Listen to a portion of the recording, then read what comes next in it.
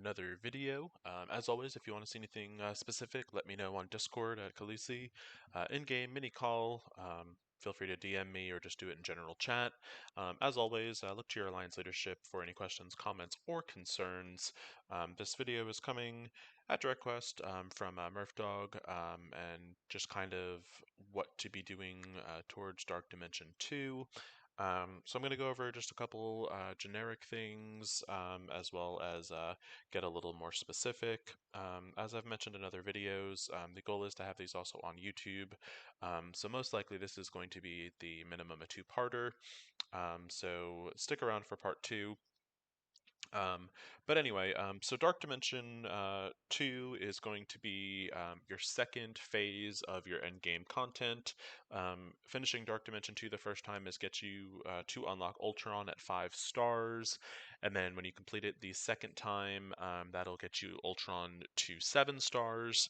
It's also going to give you a lot of the orange gear, and the idea behind that also is to kind of hold on to that gear, and that'll get you to gear tier 14 just a little bit faster, which is going to get you access to Dark Dimension 3. Now, the requirements to get into Dark Dimension 2 aren't as strict per se as Dark Dimension 1, and the main requirements are basically just going to be that the character is at gear tier 13. So if you click on a character, it'll tell you their tier list. Gear tier 13 is going to be the first orange gear tier. So as long as that character is at gear tier 13, it doesn't matter how many stars they have, they are able to go into Dark Dimension 2, and the same thing applies to Dark Dimension 3 with gear tier 14. Now, we did post a guide on the Discord server, just kind of basic team building for Dark Dimension 2.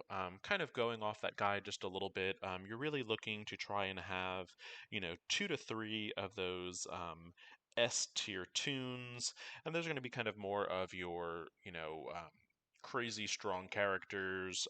I'll break down the tiers in a secondary video. Um, but just kind of going in with that, the more tier S characters you have, obviously, the easier time you are going to have in Dark Dimension 2. Same thing with tier A. Tier B is definitely still doable, it just might take you a little longer. And the main concept behind Dark Dimension 2 is it's really just a battle of longevity. So you want to be able to keep your team up and alive as long as possible. Doing this, two primary components to your Dark Dimension team are going to be you're definitely going to need a protector and bare minimum one healer, preferably one that does have a res component built into their kit. So starting this off, I'm just going to go over some of the protector characters that are available in-game, and just kind of talking about them as far as their accessibility. The two easiest to probably come across is going to be Captain America and Shield Security. Shield Security obviously being a minion that makes up the Nick Fury Shield minion team, and Captain America is going to make up the Wave 1 Avengers team. The general idea behind whatever tank you choose to bring in, you want them to be able to taunt fairly quickly. You don't want it to take much energy. Um, and Captain America and both Shield Security are able to taunt fairly quickly. Shield Security also has the bonus of whenever an ally drops below 50%, he automatically taunts. So he is kind of a great character to really just help with that longevity. Captain America doesn't have that same 50%. When an ally drops below 50% to start taunting, but he is still a good option. You do get him for free just from playing the game. His node is very quickly and early on farmable in Nexus 1-3, and he also has a secondary node a little bit later in game at Heroes 6-9. So essentially two opportunities to farm the character. Shield Security, kind of the same thing. He is available very early on at Heroes 3-6. Only one node to farm him, but again, he's a super easy character to farm. He is a minion, so minions in general are normally easier to level up. So those are definitely your very player friendly, especially free to play player friendly protectors or tanks. Another one, I just happened to get lucky that when I started the game, Colossus was in Blitz, and I was actually able to unlock Colossus. Um, Colossus again, he's going to make up the X-Men team. So again, my philosophy on that, there's never any resources that are really going to be wasted on Colossus as far as equipment goes. Again, he is going to tank very fairly regularly. He gains his taunt. The bonus to his taunt is he also gains a counter. So when he is attacked, he will attack back, and you see as his abilities get higher, eventually. Um, it only costs 4 energy, so he's going to be taunting more frequently. And at the higher levels, he even gains 2 counters if you choose to invest his T4. At T6, which is kind of the minimum you should be taking your characters to, he's going to give deflect to all of his allies, which is going to mitigate some of the damage they're receiving. The other thing with his Enduring Protection, he is also going to gain Death Proof, which gives your healer the better chance to heal him back up. So, depending on when you started the game and where you are, Colossus is definitely a great option. He is also farmable in Heroes 7-9, which is going to be kind of your hero's endgame content.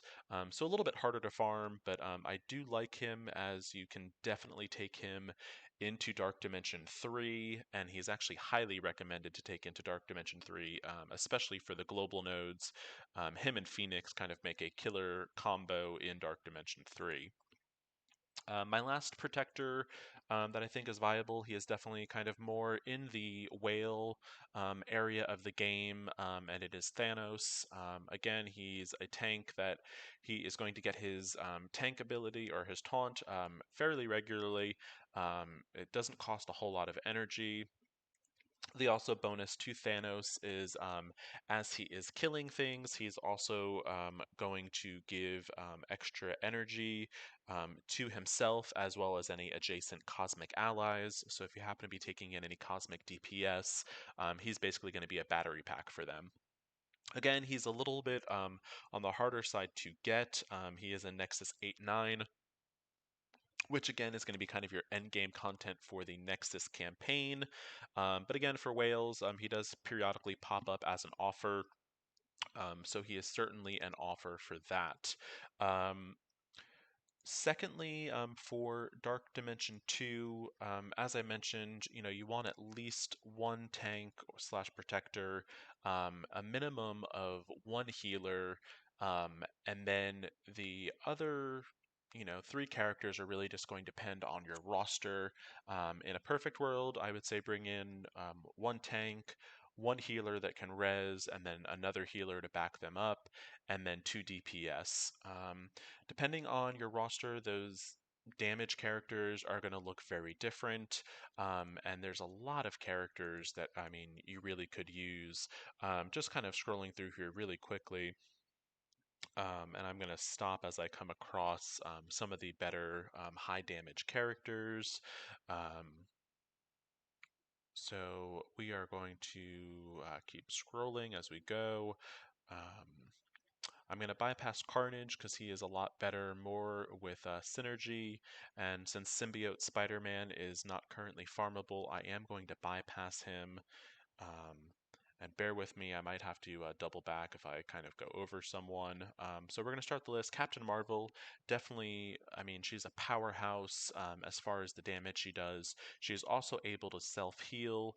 She's going to be a cosmic character, so if you do happen to be running Thanos, she is going to get extra energy from Thanos, which is going to allow her to do her ultimate even more frequently, her special more frequently. And like I said, she is just a beast as far as damage goes. So she is certainly a great option if you have her. Hela is going to be another character.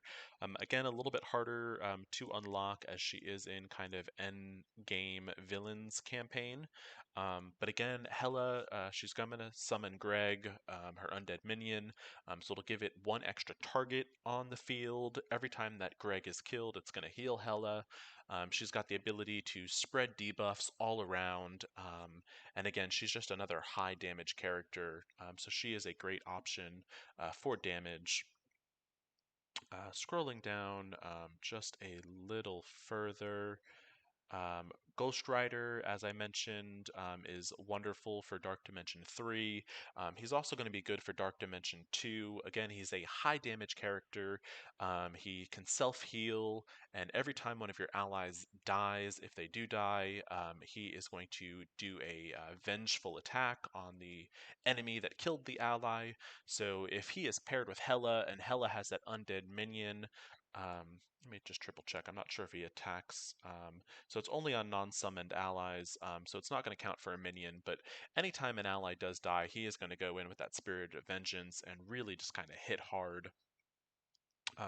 Scrolling down further, Black Bolt definitely a great damage option. Chances are you're not going to have him available for Dark Dimension 2, so I am going to pass through him.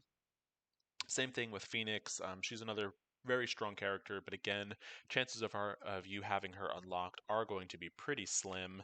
Um, Scrolling down further, Symbiote Spider-Man, again, super great awesome, option if you do have access to him. He is going to self-heal, do damage, and certainly if you have a Spider-Man symbiote, you're definitely going to want to pair him with a Carnage at the very least. I'd also recommend with Venom. But again, he's not currently farmable or accessible, so most people aren't going to have access to him. And then rounding up that list, I'm probably going to wrap it up both with Star-Lord and Yo-Yo. Y'all know how I feel about the legendary characters, especially Star-Lord in particular. He is a great standalone character. Unfortunately, his team is not the greatest anymore. So he is a great battery character, but again, I think the odds of most people having him for Dark Dimension 2 are very slim. And Yo-Yo, again, another amazing standalone character. She is going to do wonderful in Dark Dimension 2 as well. But again, not free to play friendly. But again, a lot of this is going to depend on your roster. I would say any character that you have built up that is, high damage, certainly feel free to take them into Dark Dimension 2. Really, the primary components that do matter are going to be that tank and those healers. This is going to be the end of part 1. I am going to follow up with part 2 in just a few moments. So thank you so much for watching. Again, feel free to reach out to me on Discord at Khaleesi, in-game mini call. As always, if you want to see anything, just let me know. Thank you so much for watching. I hope you found this video helpful, and look for part 2.